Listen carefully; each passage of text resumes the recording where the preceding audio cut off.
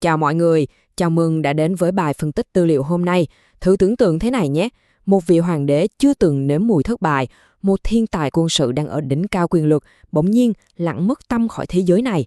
Và không chỉ là cái chết đột ngột đâu, mà toàn bộ dấu vết về sự tồn tại của ông đã bị một hệ thống chính trị đời sau xóa sổ đến mức không còn một mảnh vụn.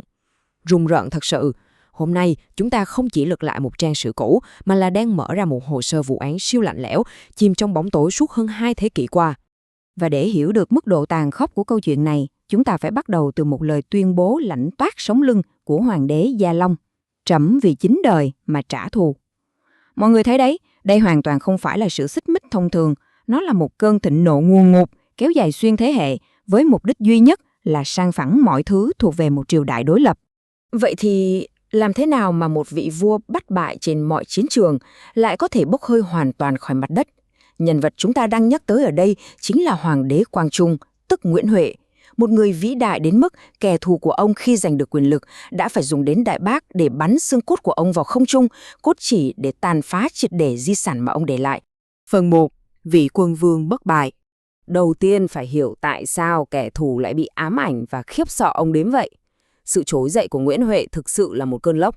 Khởi nguồn từ phong trào Tây Sơn năm 1771, từ một người mặc áo vải, ông đã vươn lên trở thành người thống nhất đất nước sau nhiều thế kỷ chia cắt. Cứ nhìn vào tốc độ này xem, năm 1785 đập tan 5 vạn quân Xiêm, đến năm 1788 ông lên ngôi hoàng đế.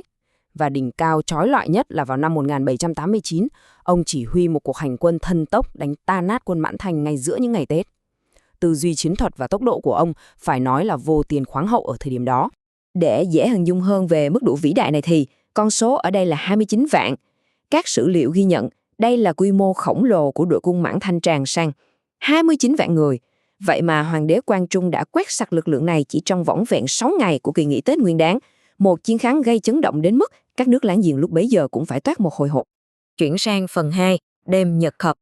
Đang ở đỉnh cao danh vọng, một người đàn ông 39 tuổi, sức phóc lực lưỡng, bỗng nhiên gục ngã vào năm 1792. Các ghi chép lịch sử miêu tả ông bị chứng huyễn vận bộc phát. Cụ thể là một cơn chóng mặt cực kỳ dữ dội, mắt tối sầm lại và rồi chìm vào hôn mê sâu ngay khi đang ngồi làm việc. Sự suy sụp chớp nhoáng này quả thực là một dấu hỏi quá lớn. Vậy chuyện gì đã thực sự xảy ra? Các tư liệu để lại đưa ra 3 giả thuyết chính. Về mặt y học hiện đại, các chuyên gia phân tích các triệu chứng và cho rằng đây có thể là một ca xuất huyết não dưới nhện. Nguyên nhân là do áp lực quá lớn dẫn đến viêm phổi sặc. Giả thuyết thứ 2 thì lại mang màu sắc tâm linh về sự trừng phạt của thần thánh.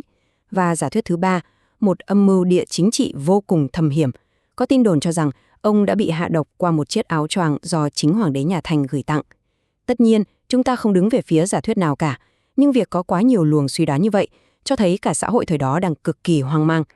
Thậm chí, trong cuốn Ngụy Tây Liệt truyện của Triều Nguyễn sau này còn ghi lại một câu chuyện nhốn mào kỳ bí thế này, rằng có một ông già đầu bạc từ trên trời giáng xuống, đánh thẳng vào trán Quang Trung, và từ đó bệnh tình trở nặng.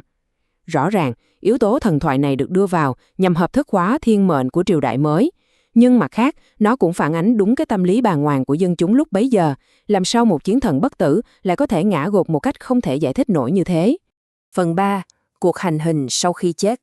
Sự băng hà của vua Quang Trung, đáng buồn thay, lại mới chỉ là điểm khởi đầu cho một cơn ác mộng thật sự bắt đầu vào năm 1802.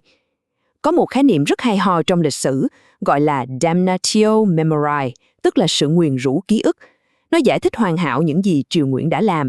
Một chiến dịch có hệ thống do chính nhà nước đứng ra nhằm xóa bỏ hoàn toàn một con người cả về mặt thể xác lẫn linh hồn.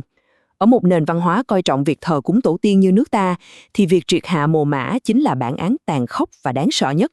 Quá trình này diễn ra vô cùng bài bản và ớn lạnh. Đầu tiên, quân của Gia Long quịch tung các lăng mộ bí mật của nhà Tây Sơn. Sau đó, họ nghiền nát xương cốt thành bột mịn. Tiếp theo là trộn thứ bột xương đó với thuốc súng.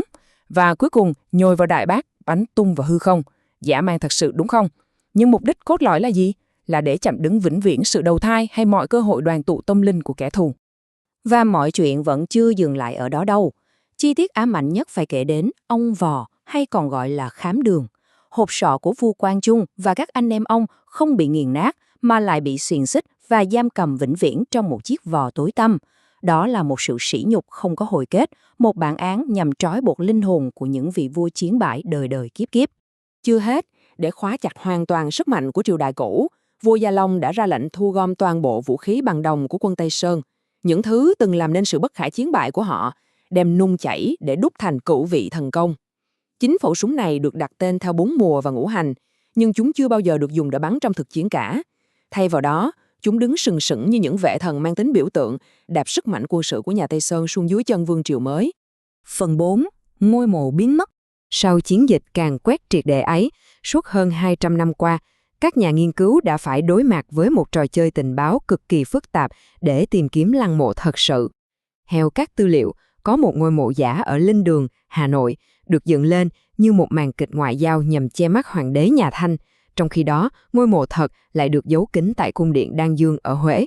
Đặt lăng mộ trong cung điện là một nước đi cực kỳ cẩn trọng, cốt để bảo vệ thi hài khỏi sự nhòm ngó và truy sát. Vậy thì làm sao người ta tìm ra manh mối của Đan Dương? Thật bất ngờ, chìa khóa lại nằm trong một bài thơ từ thế kỷ 18.